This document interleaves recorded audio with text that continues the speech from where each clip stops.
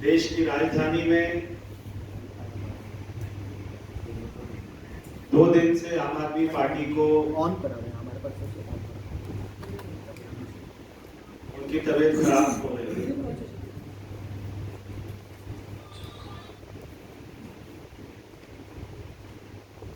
हम पूरे देश में हमारी भारत सरकार एम्स हॉस्पिटल बनाने की बात कर रही है। 25 से ज्यादा एम्स हॉस्पिटल बनकर तैयार हो गए। हजारों किलोमीटर नई सड़क का निर्माण हो चुका है। मगर दिल्ली में शराब के ऊपर में चर्चा चल रही है। जन्माष्टमी के ऊपर में जब पूरा देश त्योहार मना रहा था, तब दिल्ली के जो शिक्षा मंत्री है, उनके घर में सीबीआई का छापा चल रहा था। और आज जब मैंने सौरभ भारद्वाज की और संजय सिंह जी की प्रेस कॉन्फ्रेंस देखी, तो वो दोनों ही बहुत ही उतावले दिखाई दिए। उनको बहुत उत्सुकता थी कि भाई हमें बताओ कि क्या मिला है। कि ऐसा लग रहा था कि जैसे वो चाहते हैं कि मनीष सिसोदिया जल्दी से इस्तीफा दे और जो आम आदमी पार्टी में 2 नंबर की पोजीशन है, या तो वो सौरभ भारद्वाज को मिल जाए या संजय सिंह को मिल जाए। बार बार उन्होंने पूछा, भाई क्या सोना मिला, क्या कोई कैश मिला, क्या मिला, सीबीआई हमें बता तो दे। तो सीबीआई आपको बताएगी। कल जहां जहां पर रेड हुई है, आज बहुत सारे लोगों को सीबीआई ने बुला रखा है। सीबीआई पूरा घटनाक्रम को रिकॉर्ड कर रही है। जिन सारे लोगों के खिलाफ में एफआईआर हुई है, वो सारी उनकी स्टेटमेंट को रिकॉर्ड कर रहे हैं। और सौरभ भारद्वाज जी और संजय सिंह जी को मिठाई बांटने के दिन अभी दूर नहीं है। बहुत ही जल्दी हम उनको ऐसा मौका देंगे कि जब मनीष सिसोदिया जी आपको जेल के बाहर, जेल की सलाखों के पीछे दिखाई देंगे। दोनों को बहुत ही उत्सुकता थी कि क्या मिला। अब आप सोचिए कि या तो वो मनीष सिसोदिया को इतना बेवकूफ समझते हैं कि 3 महीना पहले अरविंद केजरीवाल ने बोल दिया था कि अब संजय सिंह तो जेल में चला गया है, अब सत्येंद्र जैन तो जेल में चला गया है। अब वो पता नहीं संजय सिंह का नाम कैसे लिखा जाए, शायद सरस्वती बैठी होगी। हो सकता है कि अगला नाम अरविंद केजरीवाल जी संजय सिंह का ले लें। तो सत्येंद्र जैन तो जेल में चला गया है और अभी मनीष सिसोदिया का नंबर है। ये अरविंद केजरीवाल जी ने 3 महीना पहले बता दिया था। फिर वो कहते हैं कि जैसे ही हमने इंडिया नंबर 1 की बात करी, तभी रेड हो गई। भाई तभी कहाँ रेड हुई है? 3 महीना पहले तो आप ही ने बता दिया था कि रेड होने वाली है।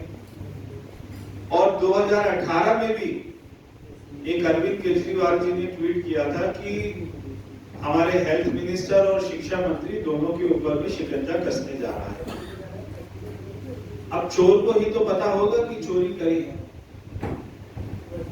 अब आज संजय सिंह जी ने अपनी प्रेस कॉन्फ्रेंस में मान ही लिया आखिरकार कि हाँ, हमने 144 करोड़ रुपया वापस किया।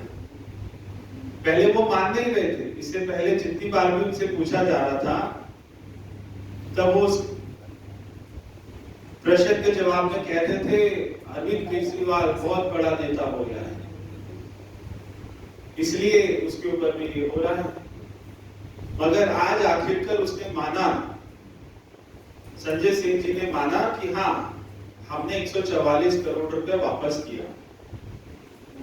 और देखिए उन्होंने सेल्फ गोल क्या किया, जैसा हरीश जी ने कहा कि उन्होंने कहा हमने कोविड में काम इनका बंद हो गया था, बेचारों का, शराब माफिया जो बेचारे हैं उनका काम बंद हो गया था, बेचारों का शराब नहीं बिक पा रही थी, इसलिए बेचारे लॉस में थे, इसलिए हमने 144 करोड़ रुपया माफ कर दिया। अभी शराब पॉलिसी आई कब है बताइए?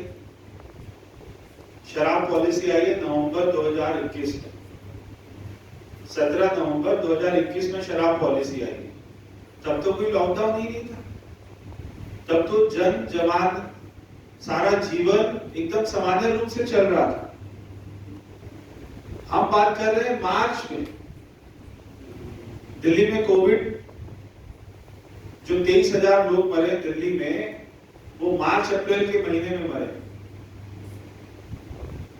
जो ये कह रहे हैं कि आपने जो है फलाने का माफ कर दिया, फलाने ने फलाने का माफ कर दिया, तो वो कोई किसी का माफ हुआ है तो कोविड में जब पूरे देश में लॉकडाउन है तब अगर किसी सरकार ने किसी का माफ किया तो वो उस बात की तुलना कर रहे हैं कि जब इन्होंने पॉलिसी लेके आए नवंबर में, जब कोई कोविड नहीं था, जब कोई लॉकडाउन नहीं था, जब इतनी कोई अफरा तफरी नहीं मचती थी, और जब दिल्ली के लोग शान से दारू पी रहे थे, एक पेटी के साथ एक पेटी मिल रही थी, 40-50% डिस्काउंट मिल रहा था, उस समय इन्होंने 144 करोड़ रुपया शराब माफियाओं का माफ कर दिया। मगर आज तक इनका कोई भी नेता इस बात का जवाब नहीं दे पाया है कि आपने L1 जो होलसेलर हैं उनका कमीशन 2% से 12% क्यों किया। आज तक इस बारे में नहीं बोले। कल मैं टेलीविजन पर था तो मैंने जो राघव चड्ढा जी से प्रश्न किया, भाई आपने 2% से 12% क्यों किया? क्योंकि हमारा न्यूयॉर्क टाइम्स में लेख छप गया इसलिए आपने ऐसा कर दिया। वो 2% से 12% क्यों किया नहीं पता। कल मैंने आतिशी जी से पूछा तो उन्होंने वो इस बात का जवाब नहीं दे पाए। ना संजय सिंह इस बात का जवाब दे रहे हैं, ना सौरभ भारद्वाज इस बात का जवाब दे रहे हैं कि 2% से कमीशन वो 12% आपने क्यों किया। अब आपको लग रहा होगा ये कोई ऑप्शन से हुआ है क्या? नहीं, जो L1 लाइसेंस है उसका मतलब है होलसेलर। पहले हमेशा जो भी आता था 15-20 लाख रुपए जमा कराता और उसको L1 लाइसेंस मिल जाता था। मगर इस बार क्या हुआ? इस बार जो एक्साइज मंत्री है मनीष सिसोदिया, वो अपने साइन से ये तय करता था कि L1 लाइसेंस किस व्यक्ति को मिलेगा। उसकी फीस इन्होंने बढ़ा दी 5 करोड़ रुपए, ताकि छोटे छोटे जो गरीब लोग हैं वो इसको ना ले पाए। 15-20 लाख रुपए में मिलता था तो 5 करोड़ फीस कर दी। अब कोई ऑप्शन की कोई प्रक्रिया नहीं थी। 5 करोड़ रुपए जमा करा और मनीष सिसोदिया तय करेगा कि किसको मिलेगा और उसको 12% कमीशन मिलेगा। अब ये 12% कमीशन किसकी जेब में जाता था? ये क्या सरकार की जेब में जाता था? नहीं, सरकार की जेब में तो केवल 1% की एक्साइज की ड्यूटी जाती थी, केवल 1%, और 12% जा रहा था उस जो है इंडिविजुअल व्यक्ति को जिसको मनीष सिसोदिया L1 का लाइसेंस दे रहा था। अब वो 12% कितना होता है? ये बोलते थे 9,000 करोड़ का रेवेन्यू होगा। अगर 9,000 करोड़ का रेवेन्यू होता तो 12% होता 1,000 करोड़ रुपया। अगर 5,000 करोड़ का रेवेन्यू होता तो 12% होता 600 करोड़ रुपया। तो ये कोई 1 करोड़ का गेम नहीं है, 1 करोड़ का घोटाला नहीं किया इन्होंने। 2 करोड़ का 5 करोड़ का घोटाला नहीं है ये। वो बोल रहे हैं कि कल देखिए क्या मिला। अरे भाई आपको 3 महीने से पता था सीबीआई आपके यहाँ पर आने वाली है, हम आपको इतना भी बेवकूफ नहीं समझते हैं। आप इनकम टैक्स कमिश्नर रह चुके हैं, अकाउंट्स बढ़ा हुआ है, इतनी तो समझ ही होगी कि जब सीबीआई आने वाली है तो आप कोई घर में 50 करोड़ कैश थोड़ा ना रखेंगे, ये हम तो एक्सपेक्ट भी नहीं कर रहे थे। आपके घर में 5 किलो सोना मिलेगा, हम ये भी एक्सपेक्ट नहीं कर रहे थे। सीबीआई आपका फोन और आपका कंप्यूटर यही लेने आई थी और कुछ वहां पे लेने भी नहीं आई थी। आज स्वयं उन्होंने माना कि भाई सीबीआई का व्यवहार बहुत अच्छा रहा, क्योंकि सीबीआई आपके फोन और आपके कंप्यूटर इसके अलावा वो एक्सपेक्ट भी नहीं कर रहे होंगे। हम भी एक्सपेक्ट नहीं कर रहे थे कि आज वहां से कोई बोरियां मिलेगी, क्योंकि बोरियां तो बढ़ चुकी हैं, बैग तो बढ़ चुके हैं, और वो सारी जानकारी कौन सी तारीख को बटा, कौन से होटल में बटा, किस लोगों ने किसके कहने से कहां पर दिया, ये पूरा घटनाक्रम डेट वाइज सीबीआई जो जांच एजेंसी है अभी वो सबके सामने देगी। सौरभ भारद्वाज को भी देगी, राघव चड्ढा को भी देगी और संजय सिंह को भी देगी, ताकि उनका 2 नंबर बनने का रास्ता आम आदमी पार्टी में खुल जाएगा। मेरे आम आदमी पार्टी के नेताओं से 2 प्रश्न हैं और 2 नेताओं से मेरे प्रश्न हैं। पहला नेता है उनका सौरभ भारद्वाज, उससे मेरा प्रश्न है कि आपका जो एक्यूज नंबर इसमें एफआईआर में 7 नंबर पर है अमनदीप ढल, जो ब्रिंडको सेल्स में डायरेक्टर है, ये जो एफआईआर की लिस्ट आई थी 16 लोगों की, आप ये बताएं ये आपका मित्र है या नहीं। सौरभ भारद्वाज इस बात का जवाब दे कि अमन ढल जो दिल्ली में L1 लाइसेंस होल्डर भी था, वो सौरभ भारद्वाज का मित्र है या नहीं है, और उसी ने ही अपने आकाओं से अमन ढल को मिलवाया। और एक अकेला अमन ढल जिसकी कंपनी है डियाजियो के नाम से वो रिटेल करता था, जो ब्रिंडको है वो तो शराब बनाती है, मगर जो डियाजियो है वो उनका रिटेल का जो उन्होंने कंपनी बनाई थी वो है। तो हमारा एक आरोप ये भी है कि आपने मैन्युफैक्चरर को भी रिटेलर को भी आपने एक व्यक्ति को काम कैसे दिया। ये आपकी पॉलिसी में था कि मैन्युफैक्चरर और जो L1 है और जो L2 है ये एक व्यक्ति नहीं हो सकते, मगर आपने एक व्यक्तियों को काम दिया। और अकेले अमन ढल ने 18 करोड़ रुपए का credit note, single credit note, एक क्रेडिट नोट 18 करोड़ रुपए का दिया। और कमाल की बात क्या है कि उस 18 करोड़ रुपए के बदले में शराब की सप्लाई भी नहीं हुई, माल की सप्लाई भी नहीं हुई, केवल क्रेडिट नोट इसलिए दिया गया कि 18 करोड़ रुपया आम आदमी पार्टी को कैश चला जाए। मैंने जैसे कहा 12% इन्होंने कमीशन किया L1 का, उसका 6% ये वापस लेते थे। उस 6% को वापस लेने का तरीका क्या था कि ये सारे रिटेलर्स को क्रेडिट नोट देते थे। हम आपको 1-2 दिन में दिल्ली में जितने भी रिटेलर्स हैं सबको कितने कितने करोड़ों रुपए का क्रेडिट नोट मिला, सबकी लिस्ट आपको दे देंगे। अकेले ब्रिंडको ने, अकेले अमन ढल ने 18 करोड़ रुपए का क्रेडिट नोट दिया, यानी कि 18 करोड़ रुपया कैश निकालकर उसने आम आदमी पार्टी को दिया। ये केवल एक ही क्रेडिट नोट की बात कर रहा हूं, ऐसे सैकड़ों क्रेडिट नोट हैं। तो सौरभ भारद्वाज ये बताए कि क्या उसने अमन ढल को अपने इस पूरे नेक्सस से मिलवाया या नहीं मिलवाया। उसको इंट्रोड्यूस करने वाला सौरभ भारद्वाज है, ऐसा मेरा आरोप है। और सौरभ भारद्वाज ने ही अमन ढल जो एक्यूज नंबर 7 है उसको पंजाब में भी काम दिलवा दिया है।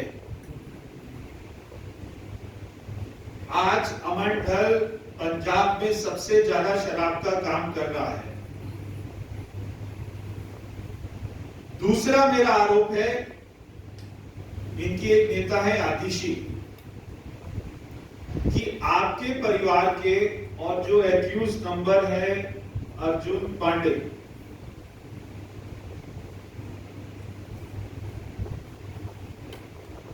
इसमें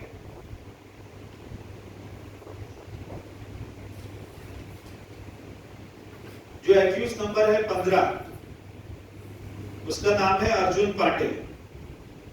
आतिशी के परिवार के और अर्जुन पांडे के क्या लिंक है, क्या संबंध है? आतिशी उस बात का जवाब दे।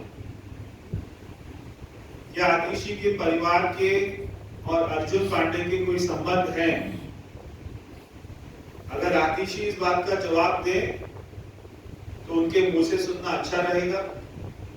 अगर वो जवाब नहीं दे पाएंगी या उनकी याददाश्त भी अगर चली जाएगी तो फिर उसका जवाब हम देंगे। ये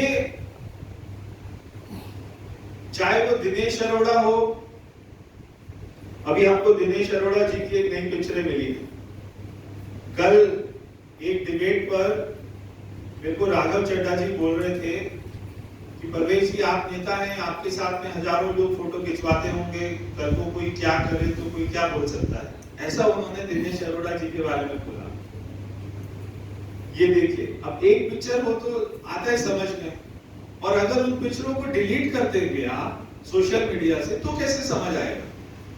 अगर मैं किसी के साथ में पिक्चर खिंचवाऊं और मैंने उस व्यक्ति के साथ में कोई संबंध नहीं है, कोई गलत काम नहीं किया, तो वो व्यक्ति कल को कुछ भी करेगा, मैं काहे को डिलीट करूंगा पिक्चर? इन्होंने सारी पिक्चर ही डिलीट कर दी। अब वो तो भगवान हमारे साथ है, भगवान जो है सच्चाई के साथ है कि हमको पिक्चर मिल जाती है।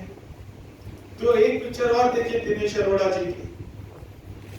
यह दिनेश अरोड़ा जी अपने परम मित्र माननीय दिल्ली के उप मुख्यमंत्री मनीष सिसोदिया जी के साथ।